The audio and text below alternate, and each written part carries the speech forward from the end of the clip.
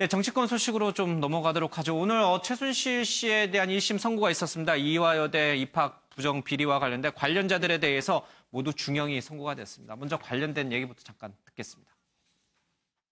네, 저는 학교를 안 갔기 때문에 입학 취소는 당연히 인정을 하고요. 저는 제 전공이 뭔지도 사실 잘 모르고 저는 한 번도 대학교에 가고 싶어 한 적이 없었기 때문에 그 메달을 들고 가라고 했던 건 그 어머니가 이거 메달 들고 가서 입학 사정관 하시는 분한테 여쭤보라고 가지고 가도 되냐고. 정윤회 딸 누가 입학을 했다는데 제가 그 당시 전공이 이공계여서 그런지 그렇게까지는 잘 몰랐습니다. 그때 처음 들었습니다. 다시 한번 묻습니다. 정유라를 뽑으라는 지시를 했습니까? 전혀 그런 일 없습니다. 최순실, 정유라 부정 입학의 중심은 바로 김경숙 씨다. 저는 이렇게 확신합니다. 아닙니다. 의원님, 그거는 절대 그렇지 않습니다. 대학원생의 날 행사가 끝나고 나면서 맞습니다. 제가 거짓 증언 계속 물었었습니다. 들을 이유가 없어요. 제가. 아닙니다. 그건 진짜입니다.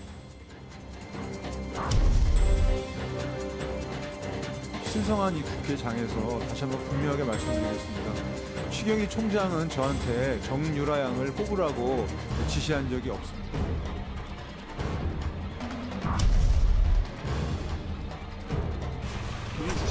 언제 만드신 거예요, 답안지는? 답안지 본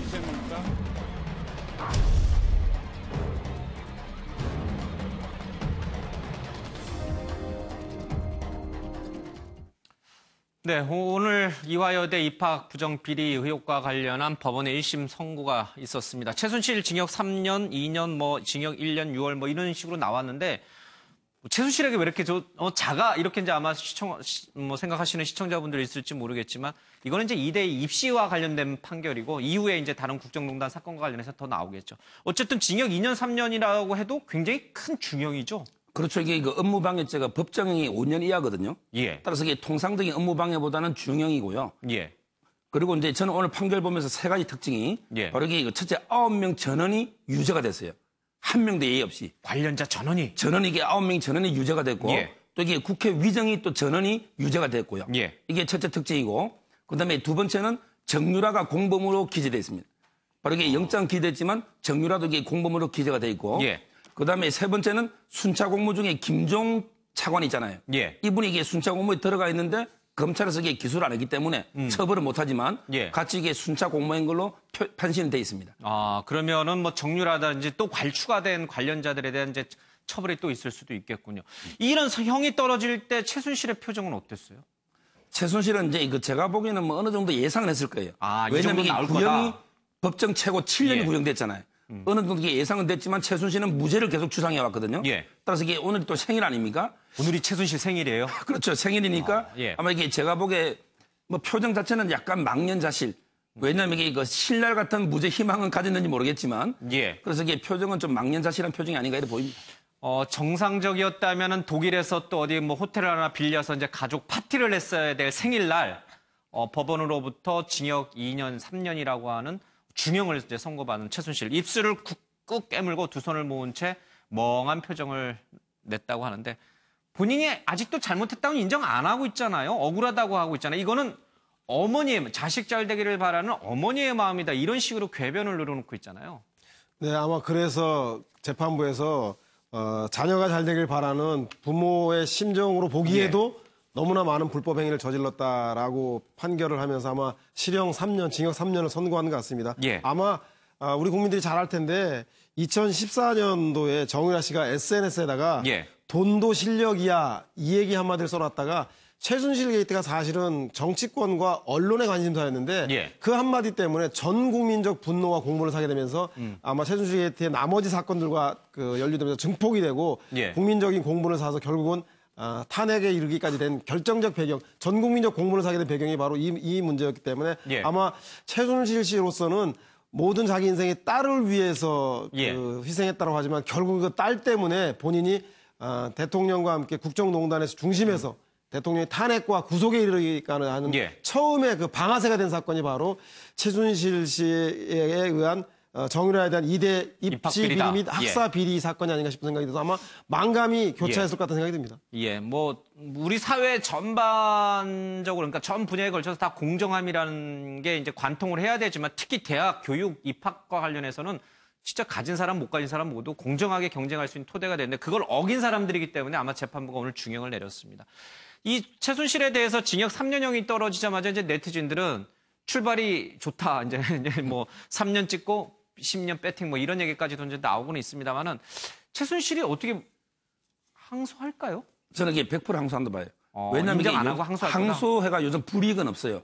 왜냐하면 이게 미결 구금에다 산입을 해주거든요. 예. 따라서 이게 항소가 기각되더라도 본전이고요. 예. 저는 이게 100% 항소한다고 보고 아마 이게 요거는 아까도 말했지만 5년이 한데 예. 다른 혐의는 이게 10년 이상의 뇌물은 따라서 이게 여기 3년을 가지고 다 봤다 생각하면 안 되고 예. 뇌물이 유죄가 되면 10년 이상 있고 그 외에도 이게 여러 가지 직권남용이든 또 이게 제명이 많기 때문에 예. 앞으로 이게 좀 더 지켜봐야 됩니다. 어쨌든 첫 선고였고 그것도 자신의 생일날 나온 선고인데 생각보다도 중형이 나왔습니다. 아마 본인은 굉장히 놀라고 힘들었을 거다라는 생각이 좀 드는데 뭐 자업자득이니 뭐 어찌 할 수 있겠습니까? 앞서 잠깐 얘기했습니다. 이게 이화여대 입학 비리와 관련돼서 관련자들이 모두 처벌을 받았는데 중형을 선고받았는데 정작 그 입학 비리의 주인공 이 정유라는 또 구속영장이 기각이 됐어요. 그러니까 세 번째 구속영장을 검찰이 청구할까 하지 말까 이제 고민하고 있을 텐데 하필 지금 윤석열 지검장이 수사팀장이었던 특검의 수사팀장이었던 윤석열 지검장이 있잖아요. 예. 어떻게 할까요? 수사팀한테 독려를 해서 야 3차 빨리 해라고 할까요? 아니면 수사팀이 아니라고 하면 안 할게 좀 인정해 줄까요? 저는 이게 좀 어렵다고 보는 게요. 예. 우병우 수석이잖아요. 이분도 이게 2번 하고 근데 이게 불구속 기소를 했잖아요. 예. 왜냐하면 이게 이제 범죄 수익 은리까지 추가했는데도 기각이 됐어요. 예. 그럼 이게 남아있는 유일한 죄는 뇌물죄입니다. 만약에 정유라가 뇌물의 공범까지 증거가 나온다면 그건 예. 당연히 청구해야 되겠지만 그게 아니고 이게 지금 상태로서는 어렵다. 따라서 이게 그냥 기소하지 않을까 보입니다. 그런데 이 정유라의 구속영장이 기각되고 난 다음에 구속영장에 이제 기재된 구속 사유, 영장 사유를 이제 검찰이 뭐 언론에 흘렸든 아니면 뭐 기자들이 알아냈든 모르겠습니다. 그 사유 내용이 쭉쭉 언론에 보도되고 있는데 그 내용 보면 정말 기가 막혀요. 정유라는 그 최순실 표현을 빌자면 무지랭이가 아니에요. 그렇죠? 편지에 조목조목 쓴 걸 보면은 엄마와 박근혜 전 대통령이 나 때문에 고생하고 있어 미안함을 느낀다. 난 절대 장시호처럼 뭔가 불지 않겠다. 뭐 이런 얘기도 하고 빨리 어디로든가 도망가고 싶다. 제3국으로. 뭐 그런 얘기도 좀 나오고 한국의 감옥은 굉장히 힘든 곳이다. 이런 것도 주도 면밀하게 나오고 이게 어떻게 정유라가 영장이 기각될 수 있을까? 많은 분들이 고개를 갸우뚱하는 대목이에요. 그러니까 정유라가 21살이라 예. 아주 뭐 쇼핑백도 종이 가방 들고 굉장히 천진난만한 학생 같지만 굉장히 주도 면밀한 거죠. 영악한 거예요. 덴마크서부터 뭐 편지 보내서 예. 벌써부터 입단속하고 최순실 엄마하고 서로 소통하면서 재판에 귀국에 대해서 준비하고 예. 재판 준비하고 하는 거 그러고 지금 검찰에서도 그러잖아요.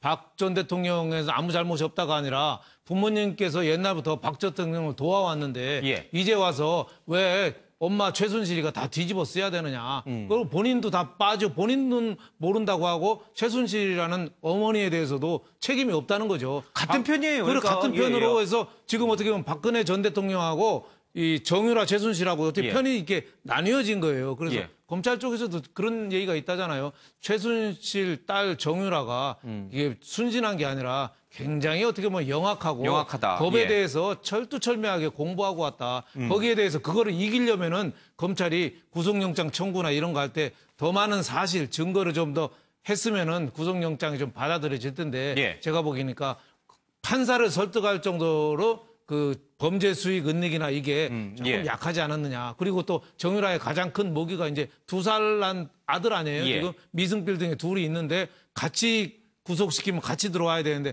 거기에 대한 것도 아마 판사가 조금 예. 감안했을 텐데 그럼에도 불구하고 정유라는 죄질이 진짜 어떻게 보면 참 안 좋죠. 예. 근데 이 정유라가 영악하고 그러니까 무지랭이나 아니면 철부지라는 이미지로 굉장히 카메라 앞에 설 때 그런 이미지를 많이 보여줬는데 편지 내용을 보면 굉장히 영악하고 주도 면밀한 것으로 나오죠. 그러나 그래도 역시 20대 초예요. 기자들 질문에 말이 헛나오기도 하고 변호인이 가르쳐준 대로 얘기 안 하는 경우가 있잖아요. 뭐 박 전 대통령한테 전화를 언제 했냐.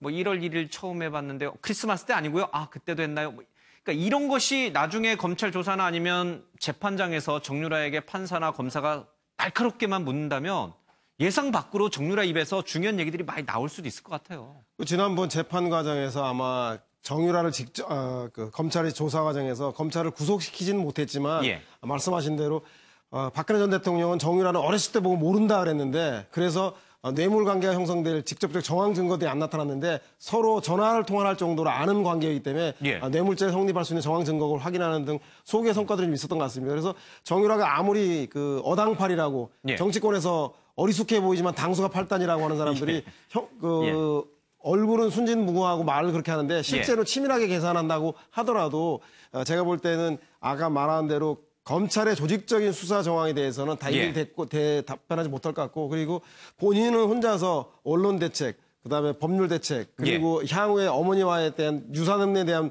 재산 분배 대책까지 세우느라고 정신없겠지만 국민들이나 언론들이나 모든 사람들이 정유라에 대해서 지켜보고 있기 때문에 아마 모든 면에서 주도면밀하게 하지 못할 것이다. 그 속에서 아마 검찰이 이제 구속영장을 청구한 데는 실패했지만 기소 단계에서는 아마 의미 있는 수사의 진전이 있지 않을까 그렇게 좀 기대해 봅니다.